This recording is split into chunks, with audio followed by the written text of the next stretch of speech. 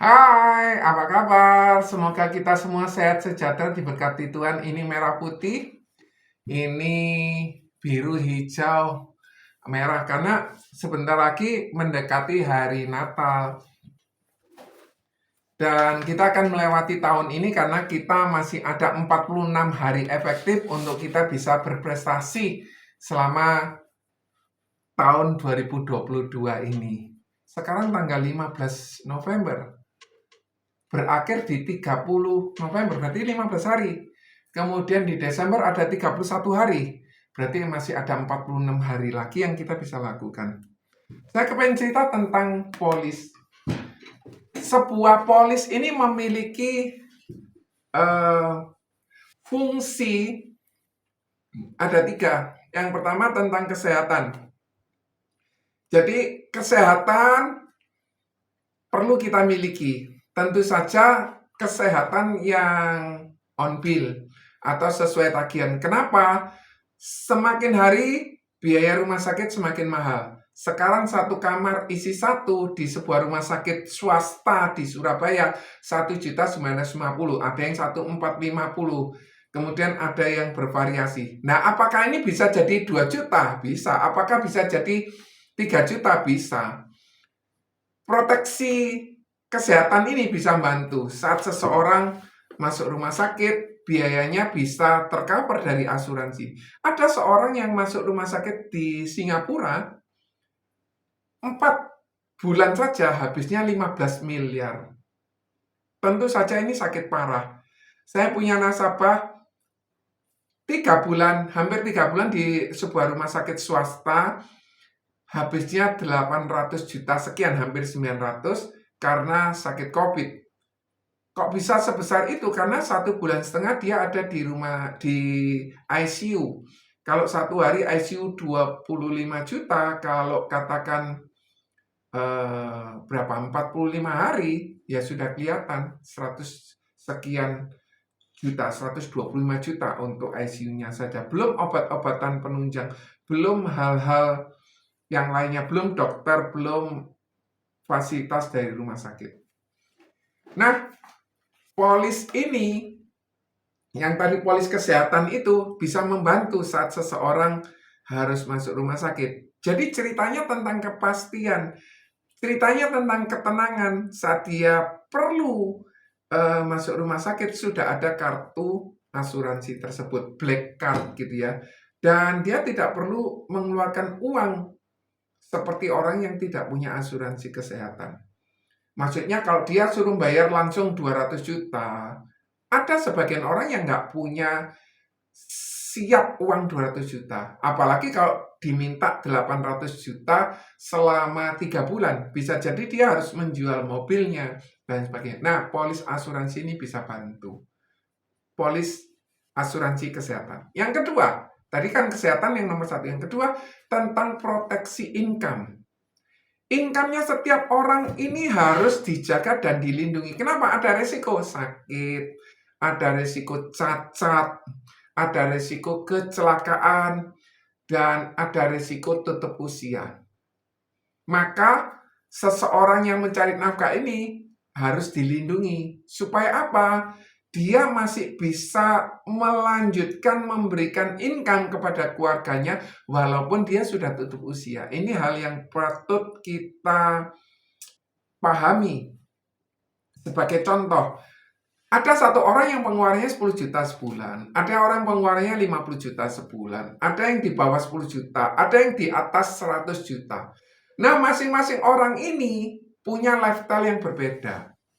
Sebagai contoh, kalau dia pengeluarannya 10 juta sebulan, setiap bulan istrinya dikasih 10 juta untuk biaya rumah tangga, biaya sekolah anak-anaknya, kemudian untuk biaya makan, biaya transport, dan lain sebagainya.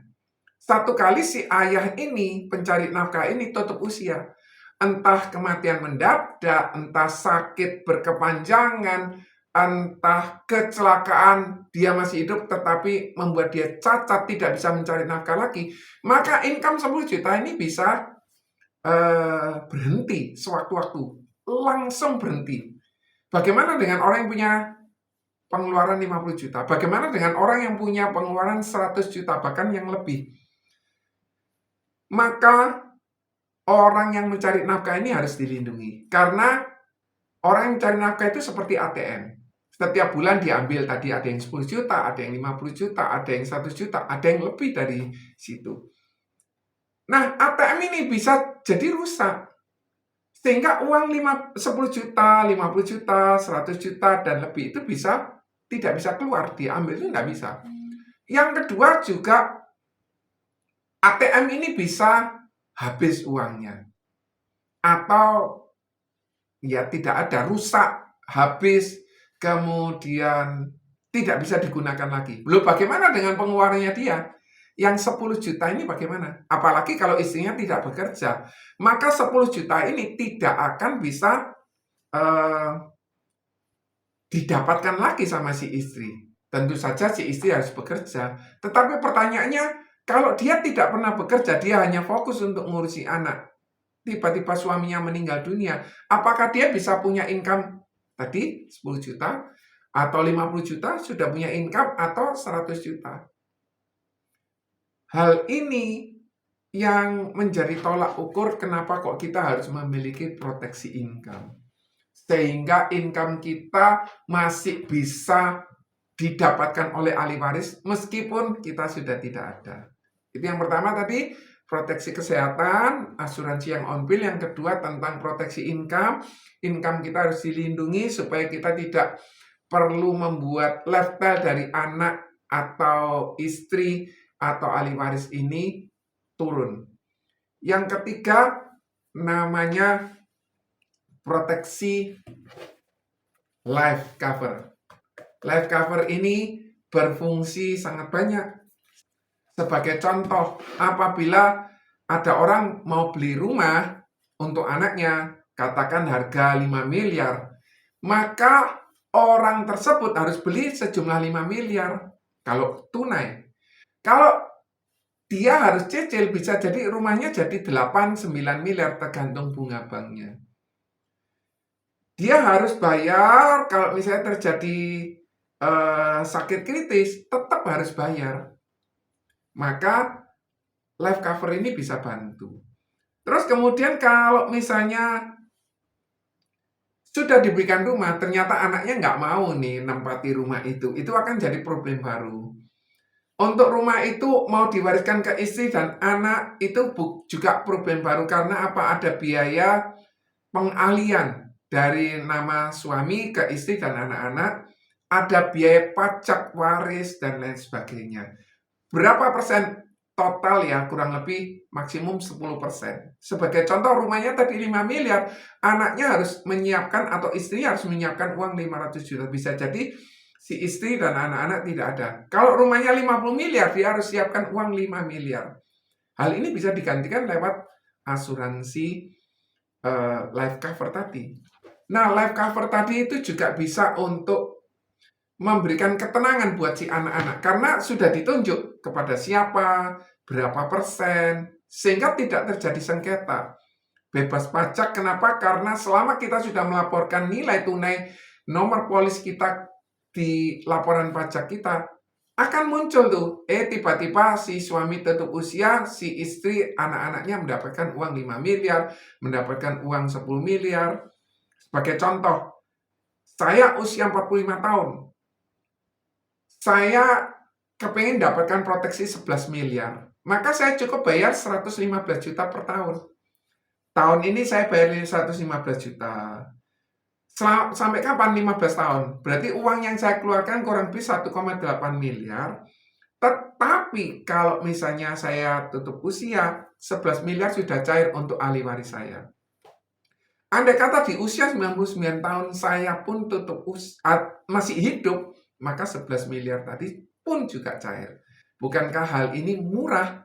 Kenapa kita cukup mengeluarkan uang 1,8 miliar, tetapi kita mendapatkan proteksi 11 miliar. Itu hal yang perlu kita cermati. Kemudian mudah pencairannya. Kenapa? Selama semua dokumennya sudah dilengkapi, semua keterangannya sudah benar, maka dalam waktu 14 hari kerja, paling lama 2 bulan, kalau ada investigasi mungkin bisa lebih lama, maka uang pertanggungan tadi cair, liquid, mudah, murah, liquid, bebas pajak, bebas sengketa, kemudian bebas pajak. Ini yang bisa dilakukan oleh polis asuransi. Jadi, semoga ini bisa membuat view kita jadi lebih lebar, bahwa polis asuransi itu bukan cuma sekedar kita jualan kesehatan selesai, tetapi ada manfaat di balik itu. Kemudian, polis asuransi pun ini di Prudential masih ada bisnisnya. Jadi kita bisa ngajak orang-orang yang punya ambisi besar, yang punya kebutuhan besar, yang punya kemampuan. Dia bisa juga bergabung di Prudential. Untuk apa? Bisa mendapatkan proteksi dengan harga yang lebih murah.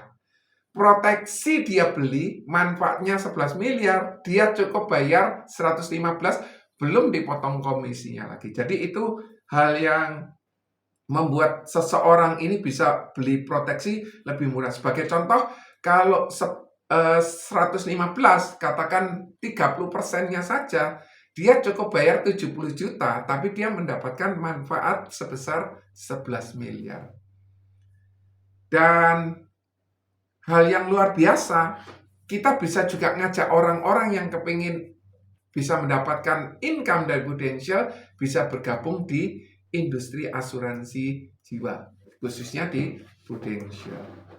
Nah, ada dua hal tadi. Yang pertama, kita bisa jual untuk dapatkan income. Yang kedua, kita bisa ngajak orang untuk bisa bergabung di bisnis ini, dia bisa menjadi kaya raya. Dan kita bisa membantu banyak orang yang semula income-nya sedikit, jadi income-nya lebih besar. Income-nya jauh lebih besar lagi karena dia berhasil membangun tim. Jadi dua cara tadi yang kita bisa dapatkan sumber income saat kita ada di Prudential. Semoga bermanfaat, kiranya Tuhan memberkati kita. Sehat selalu, bye!